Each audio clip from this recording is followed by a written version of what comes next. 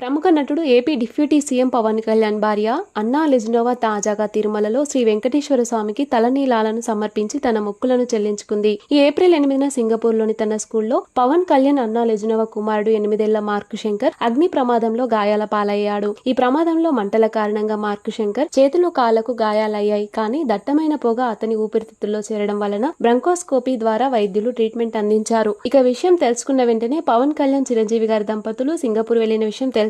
తమ కుమారుడు కోలుకున్నాక పవన్ కళ్యాణ్ దంపతులు హైదరాబాద్ కి తిరిగి వచ్చారు. అగ్ని ప్రమాదం నుండి సురక్షితంగా తన కుమారుడు బయటపడటంతో చిన్నారి పేరు మీద తిరుమల శ్రీ తరిగొండ వెంగమాంబ అన్నదాన సత్రానికి 17 లక్షల విరాళాన్ని అందించింది అన్నా లెజ్నోవా. క్రిస్టియన్ అయిన అన్నా లెజ్నోవా పవన్ కళ్యాణ్ ని పెళ్లి చేసుకున్నాక హిందూ పద్ధతులు, సాంప్రదాయాలు, కట్టుబొట్టు ద్వారా ఎంతో మంచి పేరును సంపాదించుకుంది. ప్రస్తుతం పవన్ కళ్యాణ్ భార్య అన్నా లెజ్నోవాకు సంబంధించిన తిరుమల ఫోటోలు సోషల్ మీడియా వైరల్ అవుతుండటంతో ఆమెపై సర్వత్రా ప్రశంసలు వెల్లువెత్తుతున్నాయి.